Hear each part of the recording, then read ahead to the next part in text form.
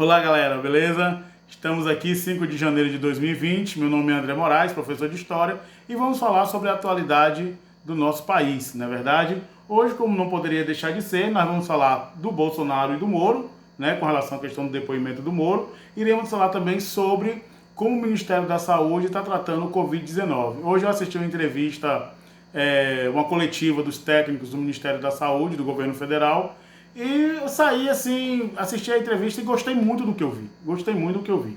Né, os técnicos foram extremamente sensatos, cuidadosos, preocupados com as respostas e deram respostas que mostrou pelo menos a intenção e as perspectivas de uma grande quantidade de testes que está para se fazer com a população. Né? Esses testes são importantes para que a gente tenha uma noção mais geral do que está acontecendo no nosso país, lembrando, claro, que como os próprios técnicos colocaram, cada região do Brasil tem que ser trabalhada separadamente, né? Afinal de contas, os problemas que ocorrem em algumas regiões não são os mesmos que ocorrem em outras. Em alguns lugares a curva está mais no ápice, em outros locais a curva está um pouco mais achatada. O Brasil tem uma dimensão continental, então eu acho que isso é muito interessante, essa descentralização das atividades, né? Agir de acordo com a situação de cada região, algumas regiões falando em lockdown, né? Isso é o extremo da necessidade do controle do corona, mas eu acho que eu gostei da entrevista. Se vocês puderem, assistam. Eu vou ver se eu consigo deixar o link aqui embaixo na descrição da entrevista dos técnicos do Ministério da Saúde, passando informações importantes, né? Informações concretas sobre essas quase 8 mil mortes, né, que o Covid-19, essa doença, já trouxe aqui para o nosso país, e números exatos, quase 115 mil pessoas contaminadas. Né? Nós estamos chegando realmente naquela fase perigosa, já morrendo em torno de 400, 500, 600 pessoas por dia. A cada 2 dias está morrendo 1.000 pessoas, né? E isso realmente são dados preocupantes, né? Muito preocupantes para essa doença que traz uma crise no setor da saúde gigantesco e traz uma crise econômica e eu vou dizer até uma crise psicológica, né? Social muito grande. E afinal de contas, nós não estávamos acostumados a essa quarentena, a essa insegurança, essa inconsistência social e essa falta de perspectivas, né? A gente não sabe ao certo o que será de dezembro, né? A gente não sabe ao certo o que será de janeiro. Então a gente está vivendo cada dia, né, um dia após o outro, cheio de dúvidas, a verdade é essa, e com um apelo gigantesco no campo psicológico, né, extremamente preocupante. Porém, a animação fica por conta da política brasileira. Ela não para. Ela parece que durante a pandemia ela saiu da quarentena, enlouqueceu, e a gente todo dia tem assuntos novos e questões novas a serem tratadas. A primeira coisa que eu queria pedir aqui, se eu tivesse condições assim de ser atendido, é que aquele rapaz não pare mais o carro com o Bolsonaro ali na frente da imprensa e daquelas pessoas que ficam ali. Se ele pudesse, deveria passar direto. Por quê? Porque cada vez que Bolsonaro desce ali, é algo que, ao meu ver, ocorre de forma muito negativa, tanto para o governo quanto para o país, né? O país não está precisando disso nesse momento. O país não está precisando dos ataques de Bolsonaro à imprensa. O país não está precisando dessa instabilidade política. Nós já estamos passando por momentos muito difíceis para ainda ter que conviver com isso diariamente. Mas Bolsonaro, ele não para. A metralhadora dele liga a todo instante. Hoje foi a vez, né, de ataques diretos à imprensa, principalmente à Folha de São Paulo, né, de atitudes completamente, podemos dizer assim, irracionais naquele momento, né, que deixa a imagem dele arranhada. É como eu disse, Bolsonaro gosta de criar problemas que não lhe trazem bônus nenhum, só traz ônus, né? Teve que se desculpar de tarde, né, alegando que tratou mal algumas pessoas que ali estavam, beleza? Então eu acho que esse embate tem que ter alguém que tem que chegar ali, dar uma sacudida nele. Cara, não tá ganhando nada com isso, beleza? Não tá legal, isso não tá legal, isso acaba impulsionando outras pessoas a agredirem, né, a imprensa. É como se fosse um efeito dominó.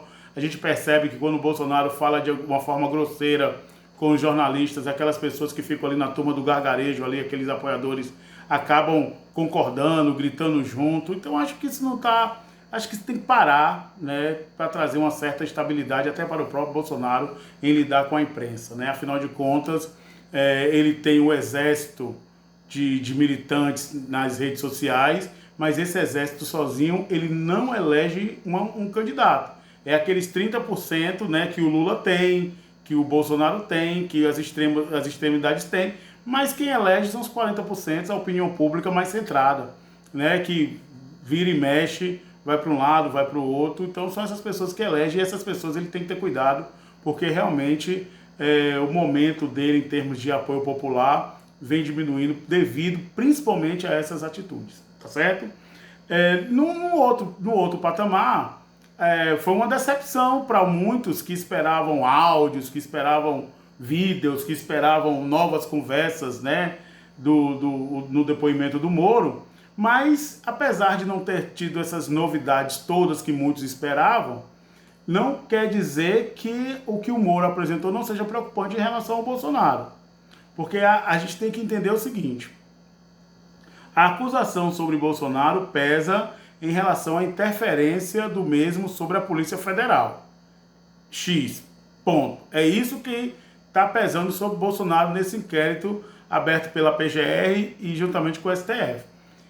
E para essa questão de interferência do Bolsonaro na Polícia Federal, o Moro traz provas, ao meu ver, razoáveis, contundentes, para que consiga, no mínimo, na melhor das hipóteses, complicar a vida do Bolsonaro no STF, né? Afinal de contas, as conversas no WhatsApp, né, impulsionadas por uma tentativa do Bolsonaro de desqualificar a conversa de um bate-papo no dia anterior, mas que, ao meu ver, só complicou ainda mais. Complicou ainda mais por quê?